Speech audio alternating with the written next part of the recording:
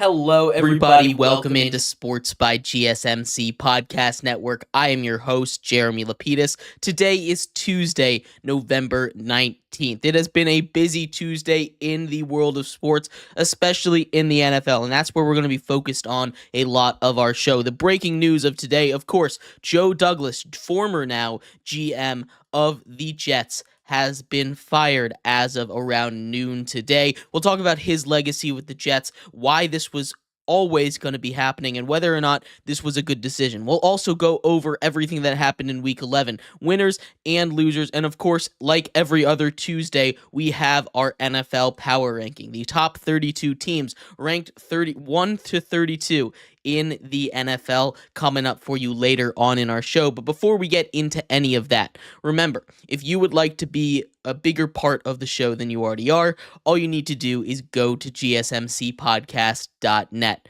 Or if you are on YouTube, you can use that super chat feature. If you do either of those two things, a message should pop up on the bottom of the screen for you, me, and everybody else around the world to see. If you do have a burning question about sports, anything at all that you would like to ask, go ahead and throw that in the comments. Throw it in the chat. I will get to it as soon as I possibly can. I appreciate everybody so much for sticking around, talking some sports with me here on a beautiful Tuesday, November 19th.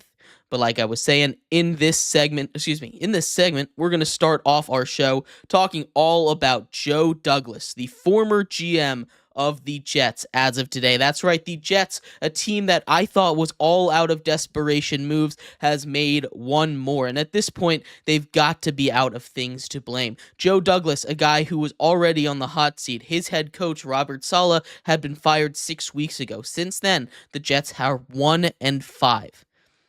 It's ridiculous. That in itself shows the state of this Jets season. It is not only a disastrous season, but it's a season where anything that could have gone wrong kind of did go wrong. They went along with everything that Aaron Rodgers wanted. He has been healthy all season, and we're seeing a disaster class of a year come together for Joe Douglas and the New York Jets. Woody Johnson, the owner, has some blame to do with this, but focusing on Joe Douglas real quick, he's been with the Jets for 5+ years now. This would be his 6th year. He had amassed a record as a GM, and I know it's not all on the GM there, especially for a team that was kind of rebuilding and in a situation like the Jets were coming into his career, coming into his hiring with the Jets back in 2018, 2019, when he was hired. He has a record of 30-64.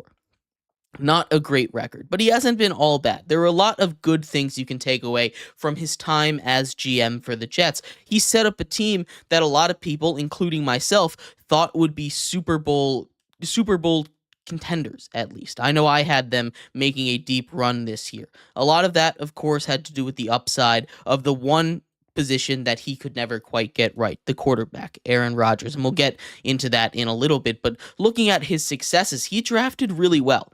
He had a draft class a couple years ago where he had both the offensive rookie of the year in Garrett Wilson and the defensive rookie in the year in Sauce Gardner. A lot of young talent has been infused into that Jets team, and if they get the right hands on the reins, if they get the right guys in control, the right coaches, the right staff, this is a team that when you look at it on paper, when they're healthy, is one of the better ones in the league. Right, we talk about a team last year that had one of the best defenses in the entire NFL, and it's a very young defense, and that's one that they kind of need to focus on, right? If they can build that defense up, even back to where it was performing in the first 3 weeks of this season before they fired Robert Saleh, this team would immediately be in a better place. But the Jets have now moved on from GM Joe Douglas, and this was always going to happen, right? This was a team with 3 wins, 11 weeks into the season that has done nothing but struggle. Like I said, everything that could have gone wrong kind of has gone wrong for this team. They've made desperation move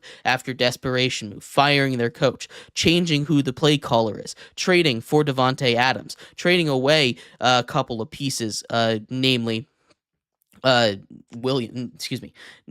Williams. This is a team that has made a lot of kind of desperation moves this season, and they've reached the end of their rope. The last one left is Joe Douglas. Now, what I find interesting is the owner, Woody Johnson, There was a report to ESPN about an hour ago that came out that I thought that was really interesting. Woody Johnson said he doesn't expect he will bring back Aaron Rodgers after this season. That is a huge move. Aaron Rodgers is going to be a first ballot Hall of Famer. He's a 4-time NFL MVP, a 1-time Super Bowl champion, and the Jets are saying, no, we're done with him. And you can, to a certain extent, understand. They put so much into him. He's a guy that was supposed to be the face and the savior of a franchise that has perpetually been stuck in the dirt, stuck in the mud, haven't been able to get really any momentum going for that franchise outside of the couple of years with young Mark Sanchez and Rex Ryan. This is a team that has had no Super Bowls since Joe Namath won the franchise's first one all the way back 50 years ago at this point. This is a team that needed that spark. They went all in, and now you take a look at their future, and they mortgaged it to get this quick run with an aging core full of talented veterans, and it's just not working. This is a Jets team that has not caught a break, and I think there's always luck involved in football, right? There's always luck involved in any sport, but especially a team sport as much of a team sport as football is. There's always luck in the form of injury luck, in the form of turnover luck, in the form of schedule luck. You see what I mean? There's luck in every single aspect of sports, of football in general, right? And they seem to have broken a mirror while walking under a bridge. They've just cursed themselves with bad luck every single way that you possibly could have in this NFL season. Like I said, everything that could have gone wrong kind of has gone wrong. None of their investments have paid off, and now now Joe Douglas is out. He was always going to be out. He wasn't going to survive the offseason. I'm curious why they fired him in the middle of the season. Generally, firing a GM in the middle of the season is not something we see. It's also not something that's really going to change much. The trade deadline is done. The GM at this point doesn't do much until the end of the season when they can start negotiating with the other teams. Now, if they were expecting him to be gone, that's fine. But generally, we don't see GM moves until the end of the season. So this is something that kind of did catch me by surprise. Like I said, it always was something that I think was going to happen, but Joe Douglas no longer a member of the Jets organization. Hopefully he lands on his feet, finds somewhere else to go, but it should be very interesting to see what's next for the Jets. Couple theories out there. One that I find interesting, they now have vacancies at both the head coach and the GM spot. Maybe they're trying to go and get Bill Belichick to make one more run with a bunch of aging vets here in Aaron Rodgers after the 2025 season. Aaron Rodgers is done, probably not coming back with the Jets. Who knows? If they're able to get him, that defense should fix up immediately, and then this team should at least be a 7-win team. We saw that last year with Zach Wilson at quarterback. This should be at least a 7-win team with a solid defense. So if you get Aaron Rodgers playing good, which he kind of has, he just doesn't have that accuracy. That's just a theory out there. Probably not going to happen. I would be shocked if Bill Belichick actually went there, but I think that would be a good spot for him if he did decide to come out of retirement. They got a lot of pieces there, and it's not a team that you expect to be coaching for the long term. But let me know what you think. I'd love to hear your thoughts on why the Jets fired Joe Douglas. We're going to take a quick break. When we come back, winners and losers for Week 11 of the NFL coming up here on Sports by GSMC Podcast Network.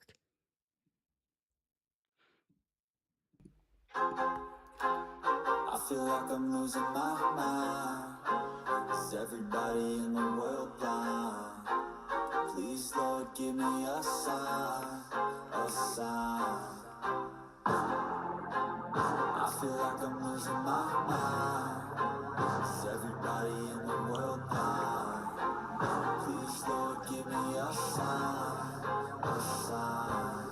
I wanna be the greatest. Everybody on their face shit. I look around and feel like everybody is the fakest. I'll make this every day and I'm impatient. Hoping one day I'll blow up from the basement. Statement, the top is so vacant. I don't hear shit that I think is amazing. Waiting for my day when I'm playing. Sold out shows with 1,000 faces. Hey, give me that crown. Get in my way and to be put down. It ain't a place, all this my town. If I want that shit, then I'll get it right now. I'm losing it, the noose it fits. I'm losing shit, a stupid myth. You choose to live or choose to dip. You choose to fight or lose your grip and lose a gift. Oh. feel like I'm losing my mind. Is everybody in the world blind? Please, Lord, give me a sign, a sign. I feel like I'm losing my mind. Is everybody in the world blind?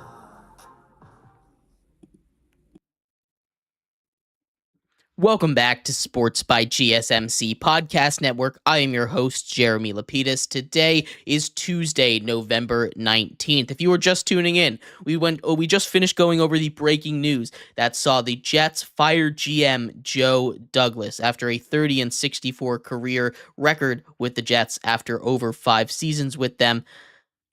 Big move for the Jets. Kind of thought they were out of desperation moves, but they are here and they found another one to make. In this segment, we turn our attention to a recap of Week 11. It has come and gone with a Monday Night Football game that kind of showed us what we expected. We're here with our winners in just a second, but before we do, remember, if you would like to be an even bigger part of the show than you already are, all you need to do is go to gsmcpodcast.net. Or if you are on YouTube, you can use that super chat feature. If you do either of those two things, a message should pop up on the bottom of the screen for you, me, and everybody else around the world to see. If you do have a burning question about sports, anything at all that you would like to ask, go ahead and throw that in the comments. Throw it in the chat. I will get to it as soon as I possibly can. I appreciate everybody so much for tuning in, taking some time out of your day to talk some sports with me here on a beautiful Tuesday, November 19th.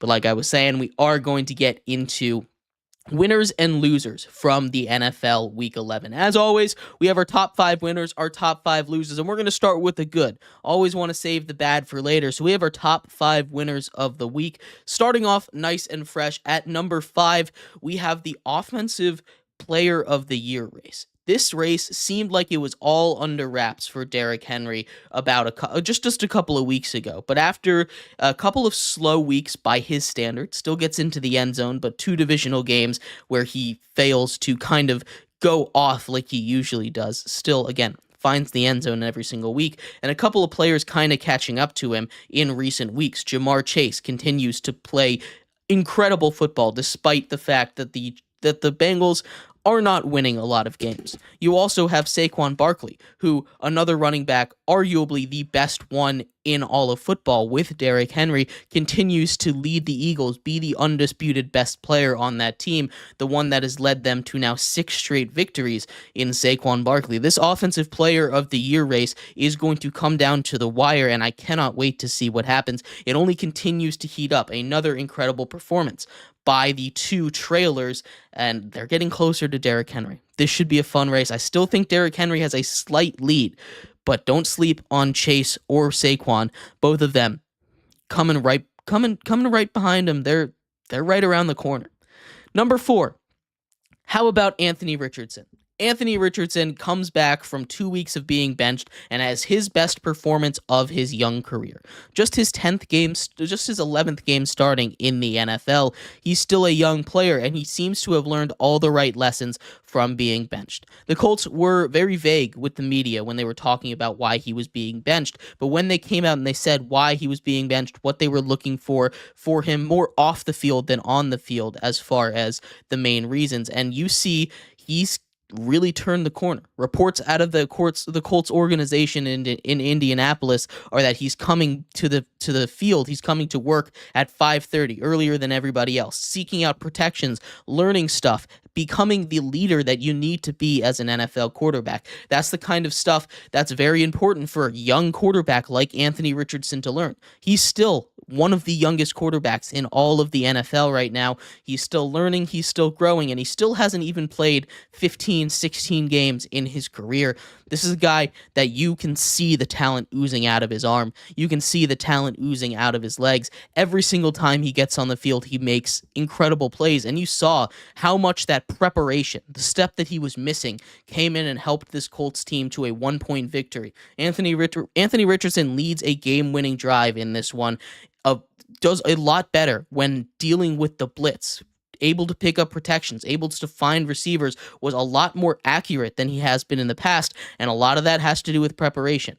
props to the Colts organization for making that decision. I'm sure it wasn't supposed to go as badly as it did, or kind of supposed to go this exact same way.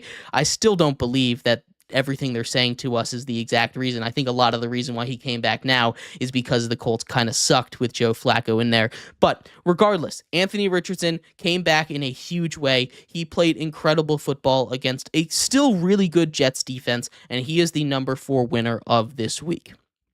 At number 3, it's simply the Lions. This is the most efficient offense I have ever watched, maybe the best single-game offensive performance from a whole team that I have ever seen. 7 drives, 7 touchdowns to open it up. Then they go to the backups.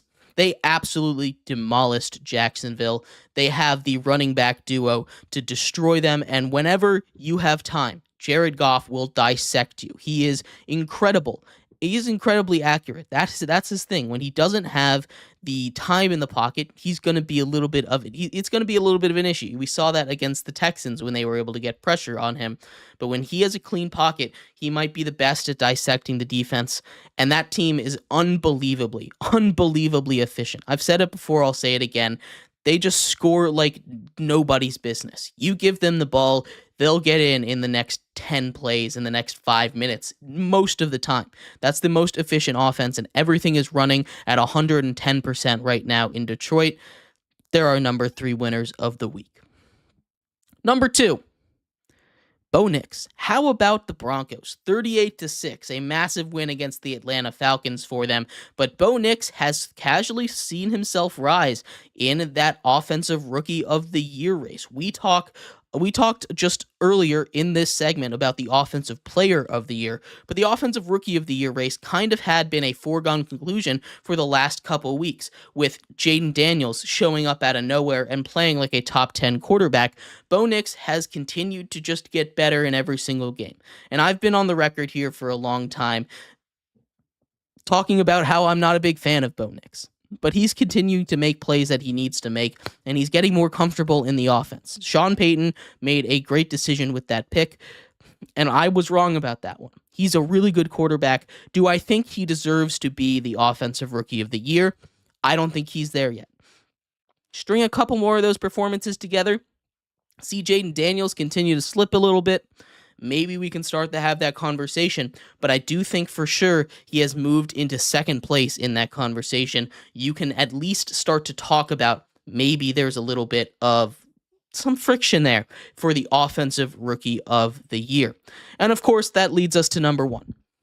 The Buffalo Bills. The Buffalo Bills take down their rivals in the Kansas City Chiefs. They hand the Chiefs their first loss of the season. The 72 Dolphins, also in this category, get to pop their champagne. Their record will still stand. There will not be another undefeated team to join them in the halls of history.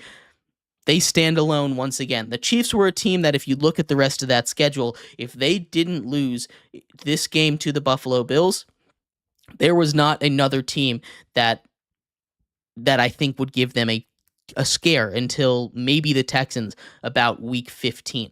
This was a team that had a real shot of going undefeated. You can talk about their flaws. You can talk about it, but the Bills came out there. They knew what they needed to do. The Bills against the Chiefs in the regular season, in general, have been the better matchup. 4-1 in the regular season against them. Now, obviously, we know their woes. We know their issues when it comes to the postseason. They haven't been able to clear that hurdle quite yet, but at least in the regular season, the Bills own that matchup, and that's something they can hang their hats on. They have something. Josh Allen continues to prove why he is an MVP candidate, MVP frontrunner in my mind. There is a lot of conversations to have around Buffalo. Maybe this is their year. They're a very talented team over there, and it's going to be really interesting coming down the stretch here, especially when we get towards playoff time. With that win, they're still in it for the number 1 overall seed in the AFC, and that bye and home field advantage to the playoffs, which would be huge. You obviously don't want to go through Arrowhead if you're the Bills, and you don't want to go through Buffalo if you're any team, right? Should be a lot of fun down the stretch of the season. The Bills are the number 1 winner of the week. We have our losers, our top 5 losers coming up, but we're going to take a quick break before that. Stick around. Here are our top 5 losers coming up next here on Sports by GSMC Podcast Network. Looking for your daily fix of sports talk without having to pay for it? GSMC Sports Network is available on YouTube.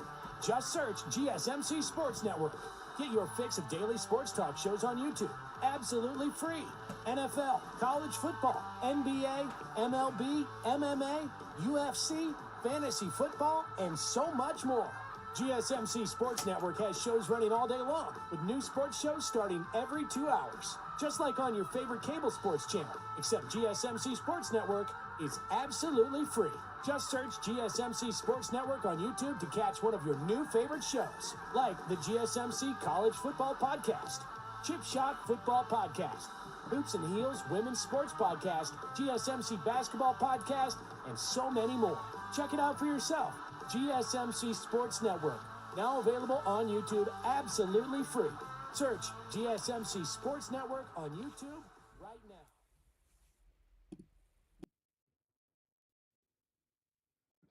Welcome back to Sports by GSMC Podcast Network. I am your host, Jeremy Lapidus. If you are just tuning in, we just finished going over the winners from another crazy week in the NFL, Week 11. In this segment, we finish up our winners and losers going over the losers side of things. But before we get into that, remember, if you would like to be an even bigger part of the show than you already are, all you need to do is go to gsmcpodcast.net. Or if you are on YouTube, you can use that super chat feature. If you do either of those two things, a message should pop up on the bottom of the screen for you, me, and everybody else around the world to see. If you do have a burning question about sports, anything at all that you would like to ask, go ahead and throw that in the comments. Throw it in the chat. I will get to it as soon as I possibly can. Andre says, I didn't think they'd look even better without Diggs. We'll get to the Cowboys game in a second, actually, in this segment. So I appreciate you bringing that up. But yeah, appreciate everybody so much for sticking around talking some sports with me here on a beautiful Tuesday, November 19th.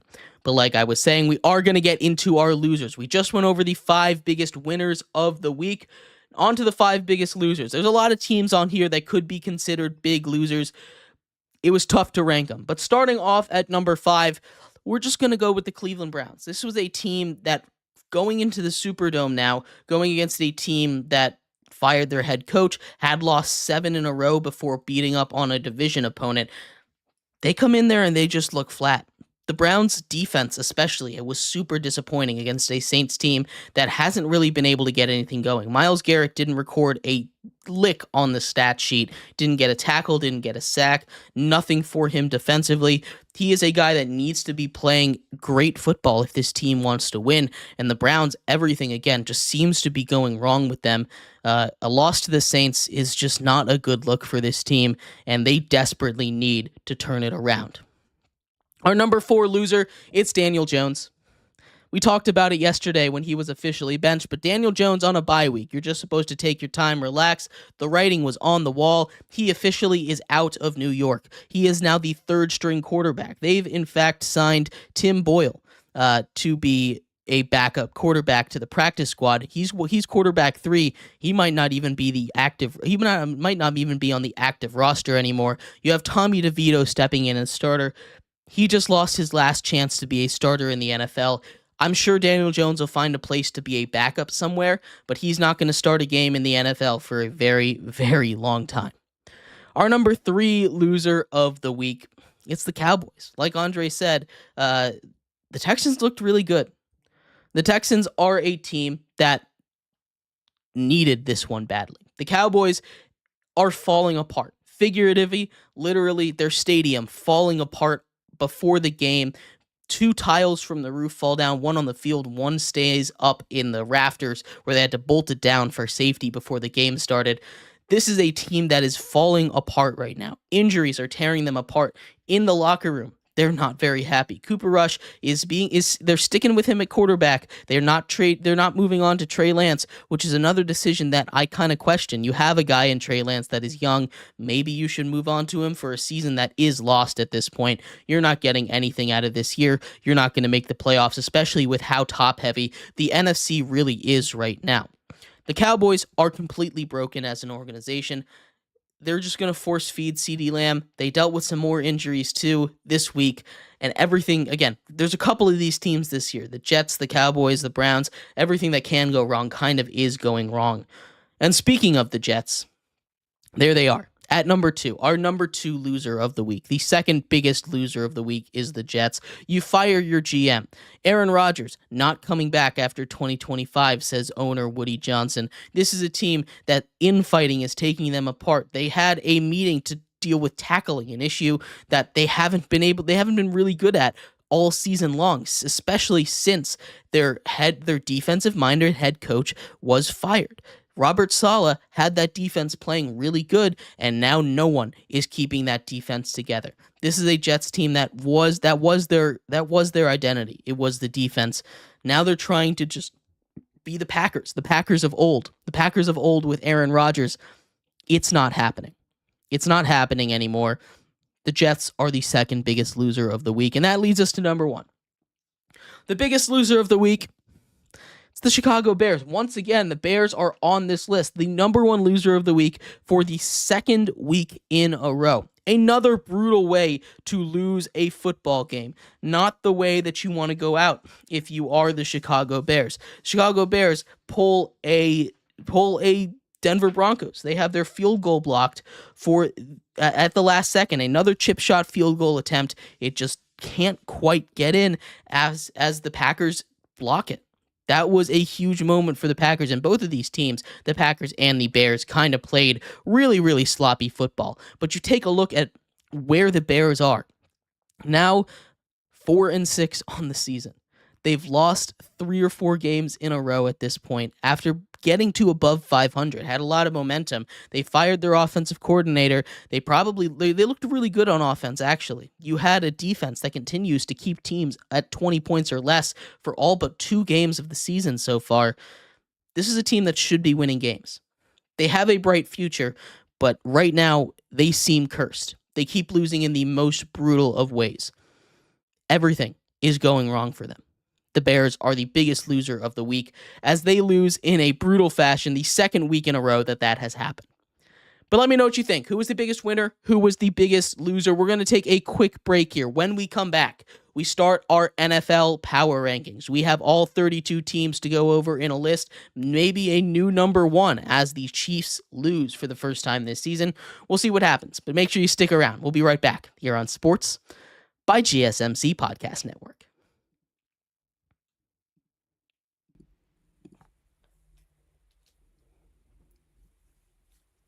For the best and latest podcasts available anywhere, go to the podcast app on your cell phone and type in GSMC to access free content-rich podcasts on health and wellness, book reviews, sports, entertainment, relationships, social media, movies, technology, finance, and even weird news. Subscribe and download the GSMC Podcast Network's family of shows, available everywhere podcasts are found.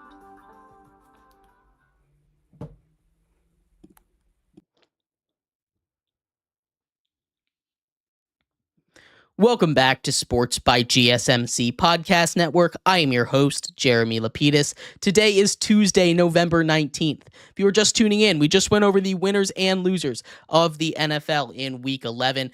Big week for losers, big week for winners, big week for the 72 Dolphins right now. In this segment, we turn our attention over to the power rankings. We have the first half of our Week 12 NFL power rankings hot off the presses for you. But before we get into that, remember, if you would like to be an even bigger part of the show than you already are, all you need to do is go to gsmcpodcast.net.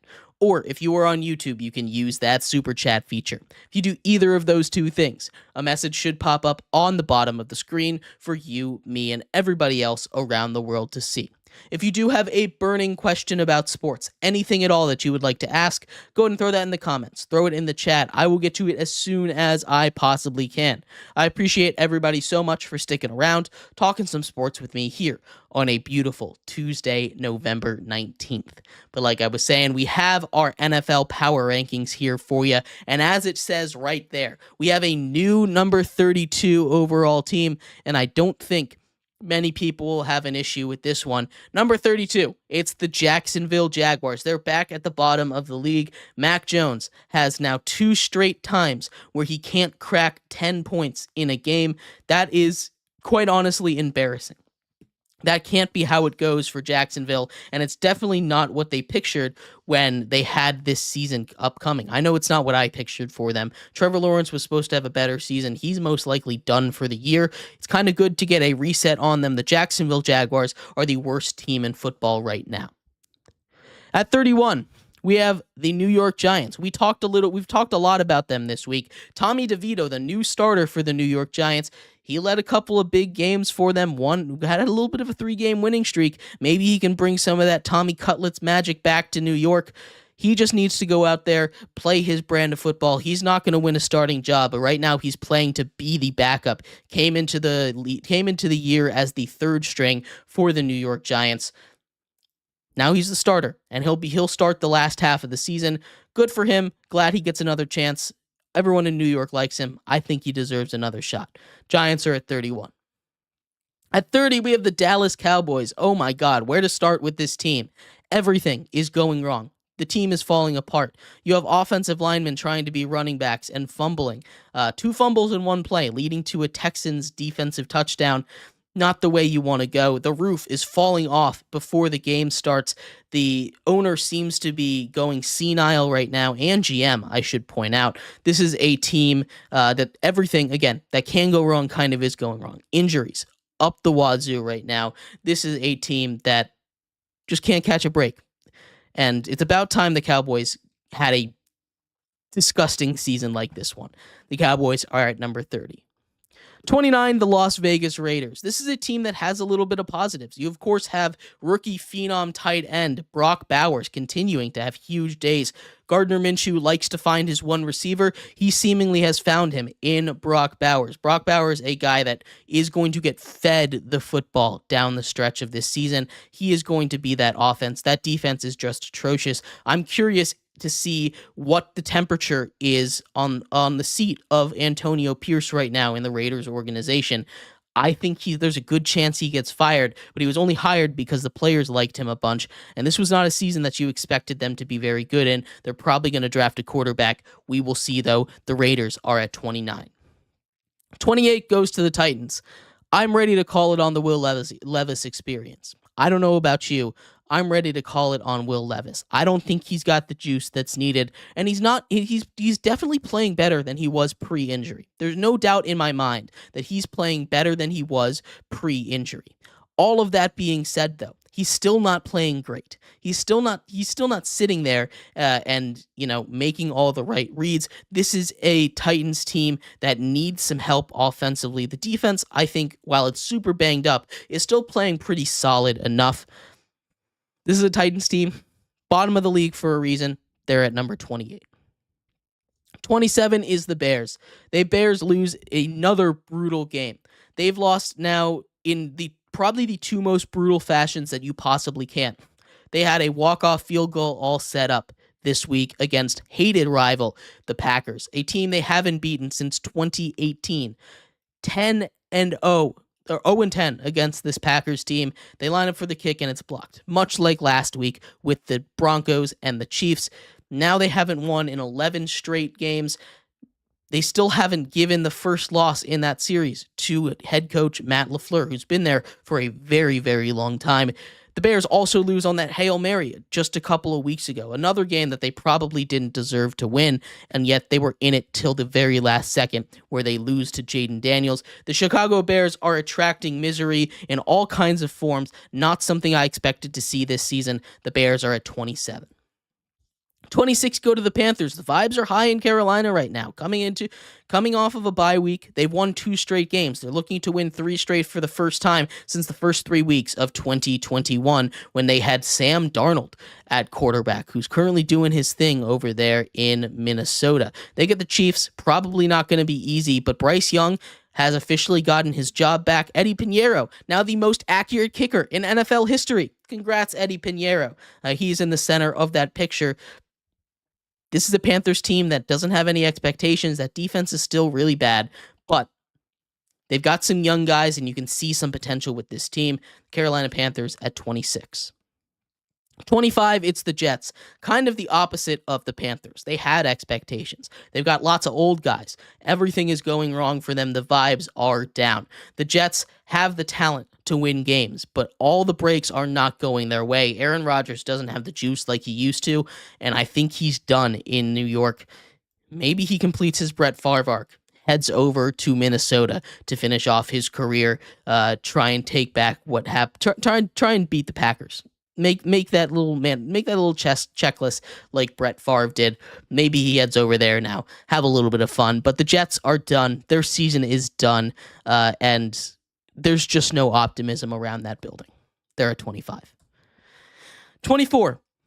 The New England Patriots. The best of the worst is what I like to call this team. Drake May looks incredible. Flashes after flashes after flashes. He has played incredible football. He's a guy that I would think would be in conversations of Rookie of the Year if he had played more games.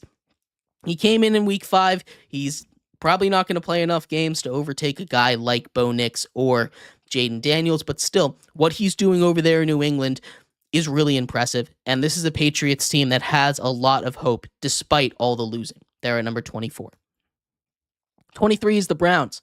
All the losing, none of the hope. Again, we kind of have contrasting teams back to back here, but Jameis Winston is a guy that'll always keep you in it. The Browns defense is not up to snuff here, but the depleted receiving core of the Browns, the deep shots, the big plays, that's there. We get classic Jameis Winston football, and it's a lot of fun to watch. This is a Browns team that's got nothing to lose.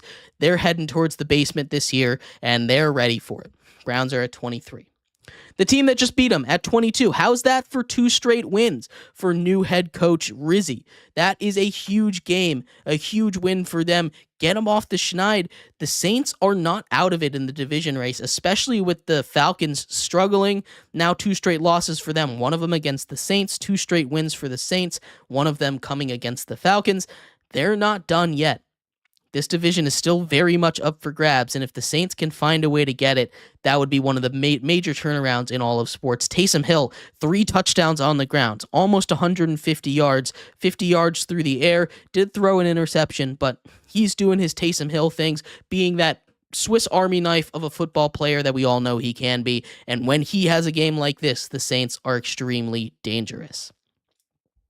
21, the Indianapolis Colts. We talked about Anthony Richardson in our winners segment. I'm so glad that we get to see him on the football field. Anthony Richardson back starting for the Colts. They get a massive win. He leads a game-winning drive, has 2 rushing touchdowns, absolutely bowls over a man.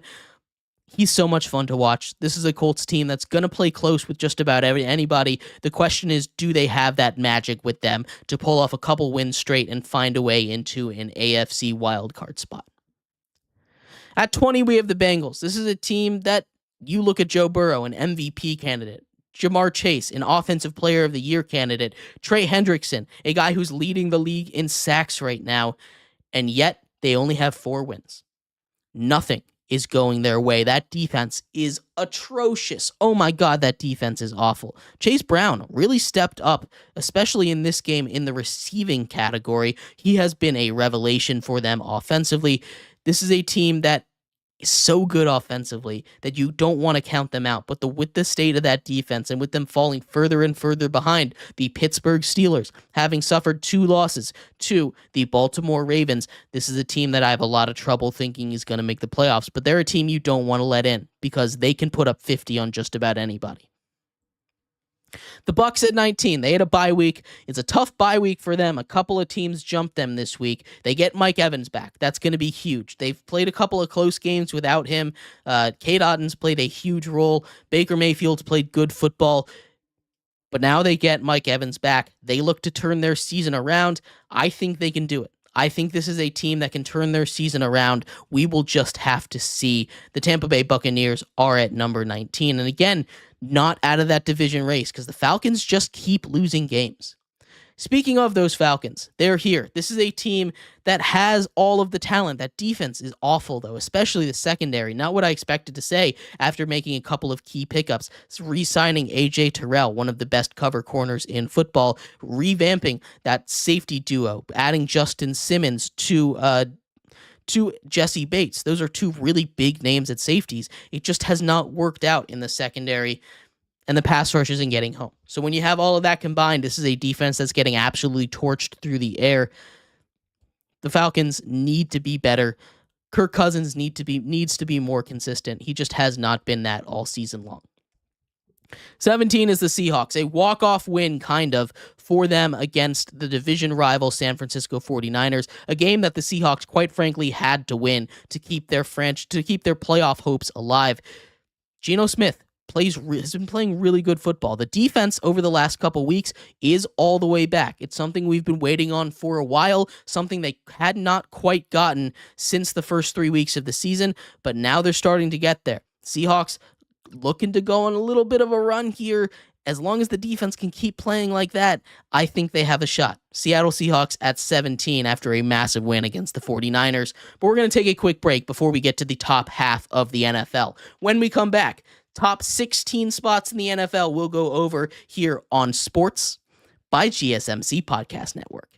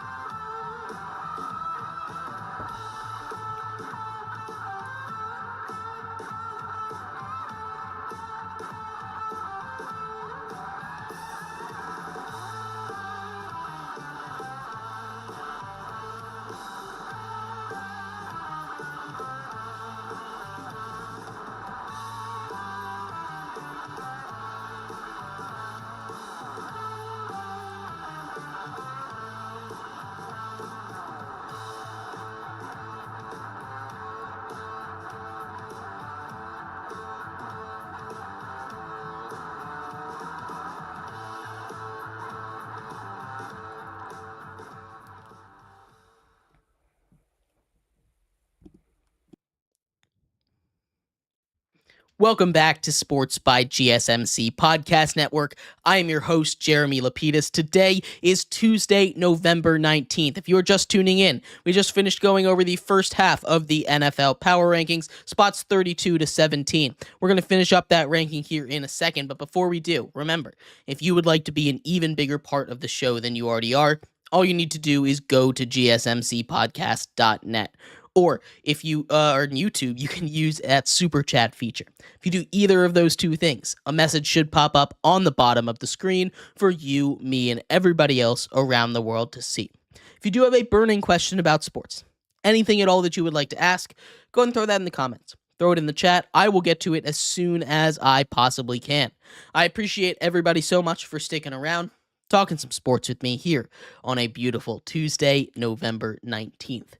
But like I was saying, we're going to finish up our NFL Power Rankings here. As you can see, the Seahawks were where we last left off at number 17, and continuing from there, number 16, it's the Denver Broncos. How about the Broncos continuing to win football games and win them dominantly? That defense has been crazy without a lot of big names on them. The pass rushers have been awesome. They don't really have a lot of big names on that defensive line. You still have Pat Surtain in the secondary, who's been locking everybody's top receiver down, but that offense under Bo Nix, they're starting to get the run game going a little bit. Javonte Williams finds the end zone again. You're getting him. Bo Nix is getting comfortable with his weapons on the outside. Vele having a huge season. Cortland Sutton back to doing what he does, making those highlight 50-50 ball catches like you expect him to do. This is a Broncos team that is on a roll right now, and Sean Payton is coaching out of his mind. 15. The Los Angeles Rams. The Rams, they're a team that, I really like this Rams team, right? They escape with a win in New England, 28-22, a little bit closer than you want. They're still a very hot team. They're still on the cusp of the playoffs. They're a team that I think will find a way in, and when they get in, it's going to be very scary for the rest of the league. That defense is playing really good ball right now. Matthew Stafford is getting back to himself with his weapons back. He hit a couple of huge plays to Cooper Kupp and Puka Nacua, who both had huge games, and you can see the upside of that offense in games like this. At number 14, we have the Miami Dolphins. The Dolphins are on a little bit of a roll now. 2 straight victories for them. This one against the Raiders, I know, doesn't really count as much because it's the Raiders. They're not very good, but Tyreek Hill getting back involved in that offense. We see Waddle getting involved in that offense. Jonnu Smith has really come in and been a huge part of making this team go. Tua looks more comfortable. The run game's starting to get going a little bit. Everything that wasn't working without Tua is starting to come back and entering a tough stretch of schedule for them. They're going to need it because they're not out of the AFC playoff race yet, at least as a wild card. They can still find a way in. 13, it's the Vikings. Maybe I'm lower on this team than a lot of other people are. That defense continues to play great. They beat the Titans. They beat the Jags the last couple weeks. They haven't looked their greatest offensively, and I still need to see more out of Sam Darnold when they go up against some of these better teams that aren't sitting at the bottom of the league like the Titans and the Jags. But still, team that keeps winning games when they're supposed to. That's part of your job. That's part of why you're a playoff team, and that's part of why you're in the top 15. The Vikings are at 13. 12, we have the Commanders. 2 straight losses necessitate a big drop, despite playing against 2 top 5, top 10 teams right now. The Washington Commanders, I think the rib injury is really hampering Jaden Daniels just a little bit. They get some of that running game back, but they weren't able to get any of that going on the ground against the Eagles. They're going to need to step up. They've struggled a little bit down the stretch here. We will see what happens. I think this is still a very good Commanders team, and they're not out of that division race yet. Only 1.5 games back, although the Eagles are really hot, and it would have helped if they got a win on Thursday night. 11, it goes to the Texans. Joe Mixon, 3 touchdowns. That run game, when it goes, this Texans team is completely different. They get everything going when that run games go, especially with Joe Mixon. They got Nico Collins back. That was huge for them, being able to stretch the field. Boxes weren't as crowded. That was partly why Joe Mixon had such a huge game. The other part is that they're playing an atrocious Cowboys defense that can't stop a nosebleed right now. This is a really good Texans team. I'm struggling to take them seriously because, yet again, they struggled in the second half. It wasn't as bad as it was the last 2 weeks where they weren't able to get anything up on the board, but still, an offense still kind of got stalled in that second half, even against a bad Cowboys defense, and it's a little bit concerning for me. But they continue to get better. The offensive line only allowed 1 sack. That's the most concerning part. It's that offensive line for me. Still a good team. They're just outside the top 10, though, at number 11. Hitting into the top 10, at number 10, we have the San Francisco 49ers. A tough loss for them in Seattle. That defense without Nick Bosa wasn't able to get any pressure, and that's where you saw Seattle start to step it up and turn on the heat. The San Francisco 49ers, a very injured team. They did not have Kittle, and I didn't want to punish them too much for it, but still, this is the kind of game that they had been playing all season long. They get Christian McCaffrey back. It didn't change as much as I thought it would. This is still a very good team. They're still a team that I think will make the playoffs, but they're kind of playing with fire right now, and they need to right the ship as soon as possible. At 9, we have the Cardinals. They were on a bye week. Didn't want to punish them. They've still won 4 straight games. In 3 of those 4 games, they haven't allowed a touchdown, and that offense continues to hum. I'm very excited to see where this Cardinals team goes. I'm really high on the Cardinals. At number 8, it's the Packers. A miraculous win in a game they probably shouldn't have won. To be fair, the Bears probably shouldn't have won that game either. Neither one of them really played great football. But when you look at the Packers, they're a team that just finds a way to win, and that's very important. Very important. This defense continues to play great. The offense, especially at the goal line, is a little bit concerning for the Packers. They left 2 touchdowns on the board going for it on 4th down and goal. Weren't able to punch it in.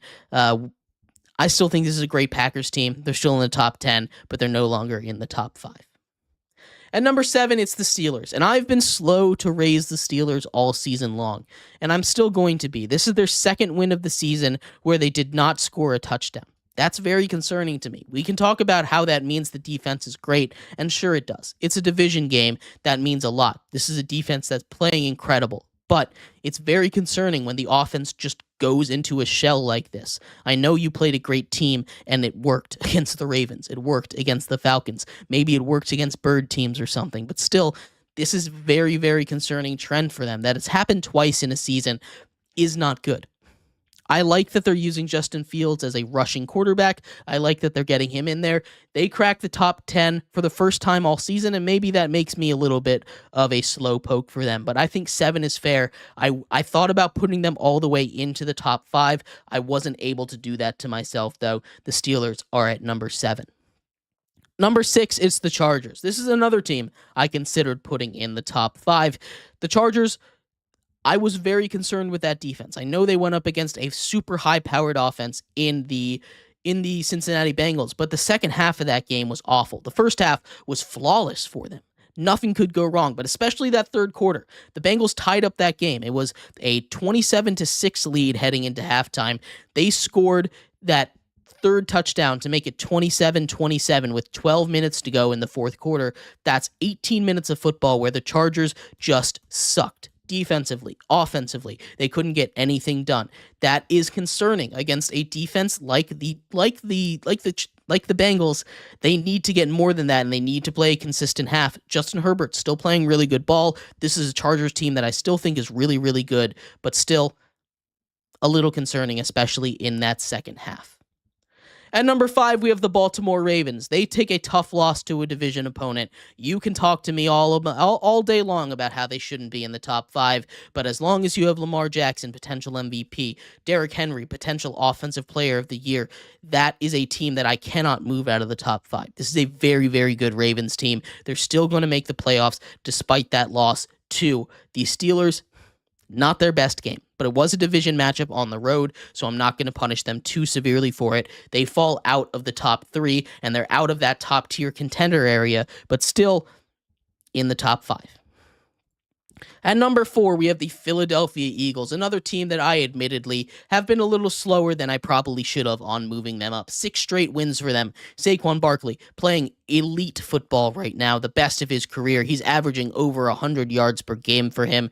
This is incredible what you get to see him do on a nightly basis. Saquon Barkley special. Jalen Hurts has stopped turning the ball over, and that is the key to this victory. After the bye week, they've stopped turning the ball over, and like I said, that was the biggest issue for this Eagles team. They are going to be a very dangerous team come playoff time. Do not sleep on the Eagles. Do not think the Lions are just going to be that number 1 seed in the NFC, because that team has shown more weaknesses to me than the Eagles have in the last couple of weeks. At number 3 is the Chiefs. They suffer their first loss of the season. Finally, they've been dethroned. No longer at number 1. We have our first change at number 1 of the season. The Kansas City Chiefs fall 2 spots to number 3. They lose to the Bills. A tightly contested game. Josh Allen playing like the MVP that he is. This is what we expect out of Allen and Mahomes. It's super cool to see that even in these matchups in the regular season, it means so much. That stadium that up in Buffalo was rocking. It was such a fun environment to watch, and the Chiefs couldn't get it done over there. Undefeated season, no longer. Chiefs couldn't pull out enough devil magic to win this one. The run game wasn't going, and I think that was the biggest issue for them. When the run game doesn't go for this team, which they haven't really had an issue with all season long, it kind of struggles a little bit. But Chiefs still at number 3, still very respectable at 9-1. The Buffalo Bills, the team that knocked off the Chiefs, are here at number 2. Josh Allen getting crowned potential MVP for him. He made an incredible play to seal the game, a gutsy call for them on 4th down, going for it, and he scores a touchdown on a broken play. A huge, huge win for the Buffalo Bills, showing they might be the best team in the AFC. Crazy to think about there. The AFC, it's very muddled at the top. The Buffalo Bills at number 2. And that, of course, leaves our number 1 team, the Detroit Lions. I talked about how efficient that offense is, and I've talked about it a lot. That is the most efficient offense that I've ever witnessed in my entire life. It is scary how efficient that offense is. It is so much fun to watch that run game combo with David Montgomery and Jahmyr Gibbs. In the pass game, you, of course, have Amon-Ra St. Brown, but you have the speedster And Jamal Williams over there. Excuse me, Jamison Williams. I apologize. This is a really good Detroit Lions team. They lose Alex Anzalone. That is going to sting. He's been having an incredible season. They've lost a lot defensively. Hopefully they can come and fix that. But for now, the Lions are at number 1, a spot that a lot of people have been thinking that they should be for a while. They finally claim that number 1 spot. The Lions are the best team in football. But let me know what you think. I'd love to hear your thoughts on this power rankings. I'll run through the top 10 real quick. At number 10, we've got San Francisco. 9, the Cardinals. 8, the Packers. 7, the Steelers. 6, the Chargers. 5, the Ravens. 4, the Eagles. 3, the Chiefs. 2, the Bills. And number 1, the Lions. But thank you, everybody, so much for tuning in to today's episode of Sports by GSMC Podcast Network. I've been your host, Jeremy Lapidus. I appreciate everybody so much for tuning in. We'll be back tomorrow talking all of the breaking news around sports, some big news around hockey. We'll have NBA power rankings, as well as a big matchup between the Cavs and the Celtics tonight. Can the Cavs stay undefeated? We will see. We'll talk about all of that and more tomorrow. Same time, same place. But thank you so much for listening. You all have a good one. Bye-bye.